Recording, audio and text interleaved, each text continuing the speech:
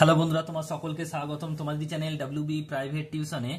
আজকের এই ভিডিওতে আমরা রায়মার্টিন প্রশ্ন বিচিত্রা 2024 নবম শ্রেণী জীবনবিজ্ঞান বিষয়ে যে তোমার তৃতীয় টেস্টের জন্য যে 12 নম্বর স্কুল রয়েছে 377 নম্বর পেজে, তো এই প্রশ্নপত্রের উত্তর নিয়ে আলোচনা করব।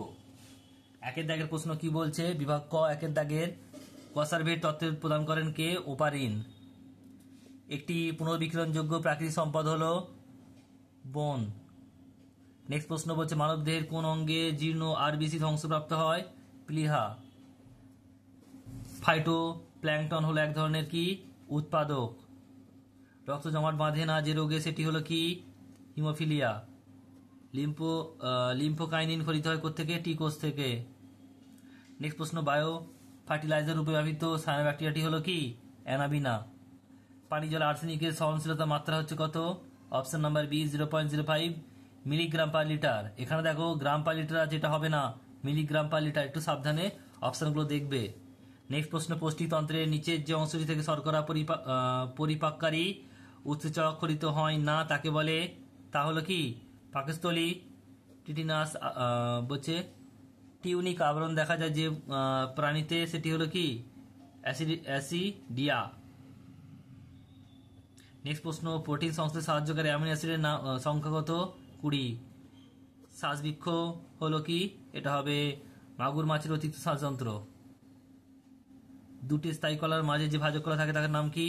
নিবেশিত ভাজক কলা। নিবেশিত ভাজক কলা। উদ্ভিদ রাজ্যের কোন গোষ্ঠীকে সংবহন কলার উপস্থিত? এটা হবে ফার্ন।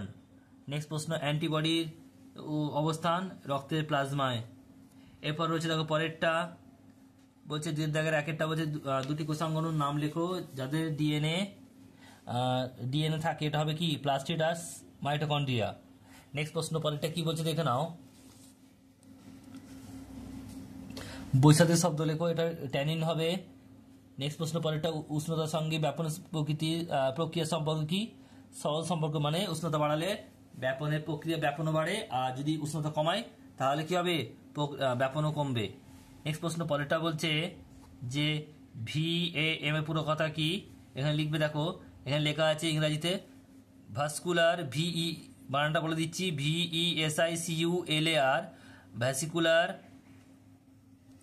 আরবাসকুলার, ARBUSCULAR, এটা হচ্ছে ভাসিকুলার আরবাসকুলার মাইক্রোরাইজার, MYCORRHIZA।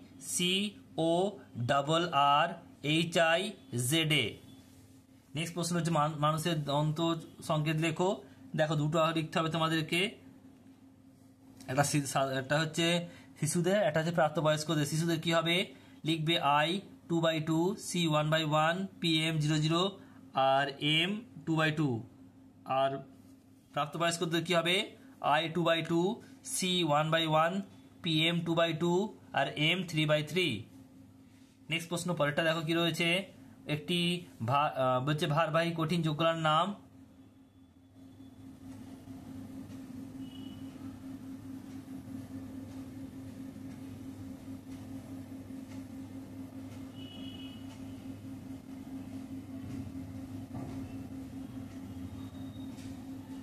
এটা হবে কি? দেখো নাও,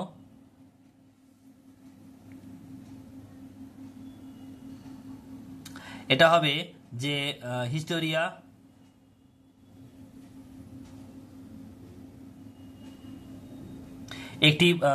একটি ভারবাহী।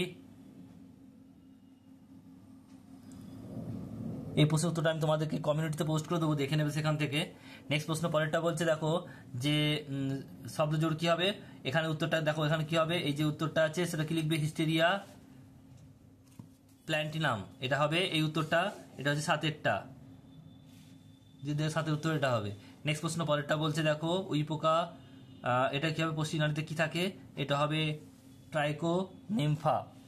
নেক্সট প্রশ্ন তিনের দাগের বলছে দেখো একেরটা দুই বা তার বেশি একক শর্করা ড্যাশ বন্ধনী দ্বারা যুক্ত থাকে, গ্লাইকোসাইডিক। নেক্সট প্রশ্ন বলছে যেটা অ্যাড্রোপিন ড্যাশ থেকে পাওয়া যায়, বেলে ডোনা থেকে পাওয়া যায়।